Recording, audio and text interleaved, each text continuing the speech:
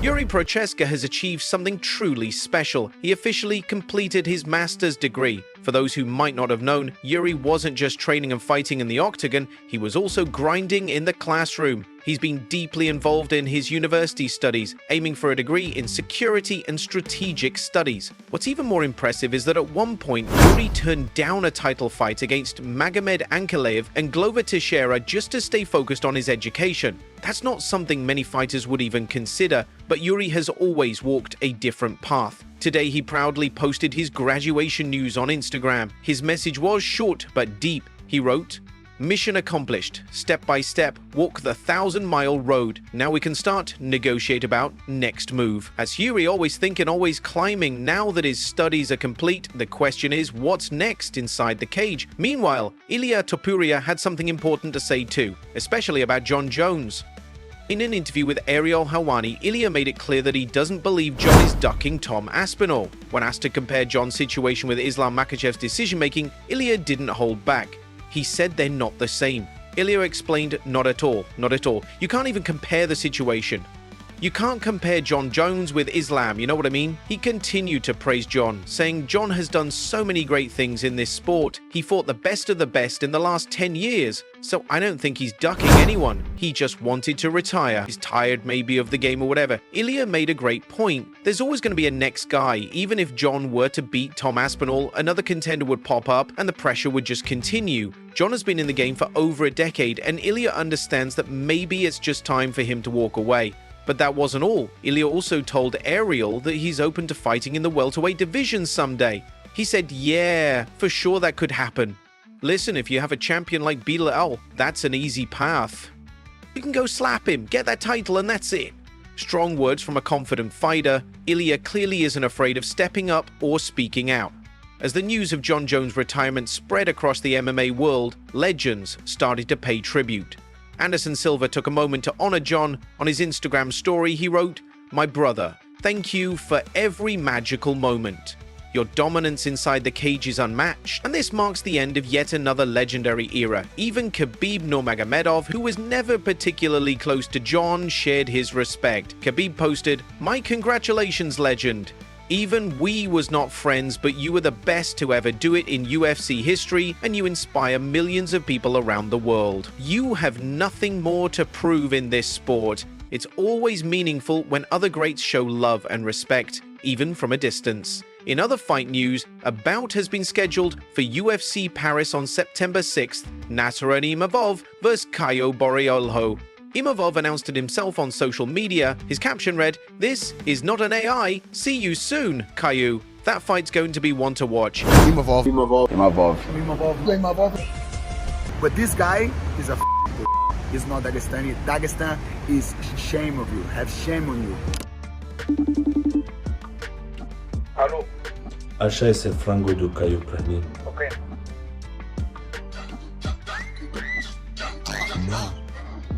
Ah, mano, tu conhece o Caio? Pô, não conheço nenhum Caio não, mano.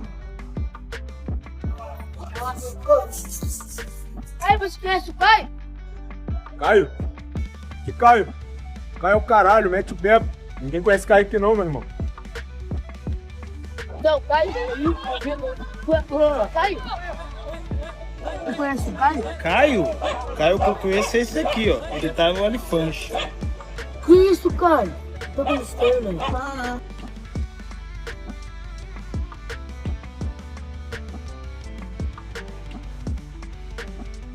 Quand t'auras fini tes trucs de maquillage et d'Olifant, on réglera ça. Then, Robert Whittaker weighed in on Jon Jones' retirement. Whittaker said that the way the UFC handled the whole announcement felt a little strange. He pointed out that it all seemed messy, especially considering Jon's ongoing legal issues. Dude, that was such a weird drop. Yeah. In the middle of the night after a fight night card. And like at some random hour. Mm-hmm. Oh, it was just different, you know? And then all the legal stuff started coming out for Jones as well. Oh, I saw that. Same stuff, like, I don't know. It's like it's just messy. I don't like the whole situation. I don't like how it's played out. I don't like it. So I'm gonna stay clear. No comment. But I'm happy. Can you have a comment on Tommy Aspinall? Tom is now champ. Yes. Kind of was already in my books. Yes. Just because he was doing his thing, right? And he had defended the title. It's so weird. He defended an interim belt, man. So Far out. I'm happy. He's now back in the game. He's going to look to defend the title. He's now the undisputed. The whole division can move again. Yeah. Happy. Ariel Helwani didn't hold back either. He called the whole situation absurd, specifically the way Dana White announced Jon's retirement. I think this is ludicrous that it all went down like this was. We had waited so long for the resolution to this issue. Could they have not done something in Las Vegas in front of all the fans before the press conference, after the press conference, before the weigh-ins, after the weigh-ins? In the middle of the card on Saturday, before the fight, after the fight, presenting Tom with the belt, saying, you are the man, this is the glamour division, you are the baddest man on the planet, you're the heavyweight champion, you've done it all right, everything we've asked of you. Why not do it like that? He's literally going to be there in a couple of days. Where every media member, every fan is going to be there. You do it like this? In a throwaway, midway through a press conference in Baku, Azerbaijan, in the middle of the night over there, when no one's paying attention, you do it like that? What is that? Like, surely we can't be that apathetic about the product. Surely we can't care that little about the state of things. This is the heavyweight championship of the world. That's how you announce that Tom Aspinall is the king? That's how you announce that Jon Jones is retired? That's massive news. When Michael Jordan, the GOAT of his sport, retired, there was a huge press conference, and every single media member under the sun was there. Jon Jones' retirement is a throwaway, midway question in a press conference in the middle of the night in Baku, Azerbaijan. Does anyone else not see the lunacy in all of this? It's absurd. It's Aljamain Sterling stepped in to defend Jon. He knows that the fans are accusing Jon of dodging Tom Aspinall, but Aljo broke it down and explained why he doesn't think that's true. Jon, he believes, isn't afraid. He's just done. He just gets the itch. I'm praying that's what happens. But I can't say he, legitimately just ducked him. Because what is ducking? Ducking is like when you are an active... Like if Jon was 25 or 26 or something, or 30, and he was just refusing to fight this guy, I'd be like, yeah, he's ducking. Because he hasn't accomplished anything. Maybe he's got some wins here and there, but it's like, well, why are you not trying to do this fight if it's the only fight that makes sense? For Jon right now, this is the only fight that makes sense next to, for instance, Ngannou. Alex Pereira, this is a stupid fight. I don't think that fight makes any sense. I'll be one of the first guys to say that. I think it's a silly fight. But after everything he's accomplished, I don't think you can say he's legitimately ducking him. I don't see it. I don't think anyone being fair and unbiased, other than being a selfish fan like myself, can say he's ducking him. I can say he probably doesn't want the smoke at this age and point in his career. I'll say that. But I'm not going to say he's ducking him, man. Like, I feel someone wanting the smoke versus ducking. Like, if you say I'm ducking, that feels more like a challenge to my ego, my pride. Like, I feel like I got to defend that honor. You feel me? And Kamaru Usman shared a different perspective. He said he wouldn't be surprised if Jon came back to fight again. According to Usman, maybe Jon just wants to pick fun fights now, without the burden of defending a title or dealing with rankings and politics. And I do think Jon is not completely saying, I don't want to compete anymore. I think Jon is saying, I don't want to do this anymore. The whole, I have to fight the #1 contender, the whole I gotta beat him, or I gotta defend, I gotta do this. I don't want that pressure. I don't want to do any of that. I think I want the fun fights. I want the big fights. I want a fight that everyone's gonna know it's a humongous fight that's gonna be fun. That is not the added pressure of, oh, you have to defend this title, defend this. And I think Jon Jones will want to fight a guy like Francis Ngannou. And I mean, obviously everyone will. I know Tom Aspinall potentially will definitely love that fight, because Tom Aspinall is trying to elevate himself to that place of letting everyone know that I am the superstar heavyweight now here. So the only way, the main way that he wants to do that is through beating a guy like Jon Jones or through beating a guy like Francis Ngannou. And if he gets either one of those, that lets everyone know that this is a superstar to be reckoned with, to keep an eye on. But if it doesn't happen, it is what it is. Farewell to the man, the legend, Mr. Johnny Bones Jones. Yeah, we appreciate everything, obviously, that he's done in the sport, and it's okay. It's okay to pass to pass and move on. People shouldn't shit on that, or people shouldn't try to down him for that and say, oh, he did this, he did that, or he quit. Because, hey, Henry, you're absolutely right. He's done what he needed to do for his legacy. Then came the most shocking update. The body cam footage from Albuquerque police was released. It shows Jon Jones during the alleged phone call incident. Sadly, the reports were right. In the footage, Jon looks intoxicated, and he does appear to say some alarming things, hinting at violent action through third parties. This is a hard moment for fans. Jon isn't just a fighter. He's a symbol of greatness, but also a reminder of how much a person can battle with themselves outside the cage. How many guys you guys out there with you? Don't worry about that, man. Were you the one driving the vehicle?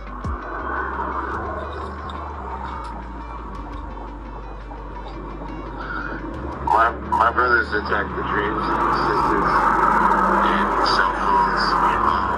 He was the one driving the vehicle. They slip through us. They're the most evil people you'll ever meet. That's Jon Jones. Jon Jones? Mm-hmm. He was the one driving the vehicle. But they don't waste their cases with just killing you on petty crimes. But they definitely listen to conversations like this, and some of them are bored enough to kill you. To kill you.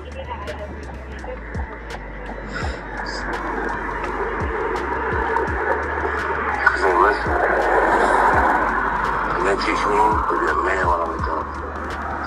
So, listen to me, man. He's making threats, and if he's making threats, I gotta call him off sorry. Call him. Well, guess what, dude? You won't be the first guy this year that I threatened. It's gonna die. You be the second one. And who am I speaking to? You, Jon Jones? What? If you're untraceable, my brothers, they kill people with way less. Sometimes she's gladly dead. Yeah. Fashion understanding that the subject, his name is Jon Jones, the fighter, and he was under the influence, bro? The driver of the vehicle that fled is Jon Jones, the fighter. I just got thrown over the phone. He needed George 325. I got thrown over the phone. Right in the vehicle?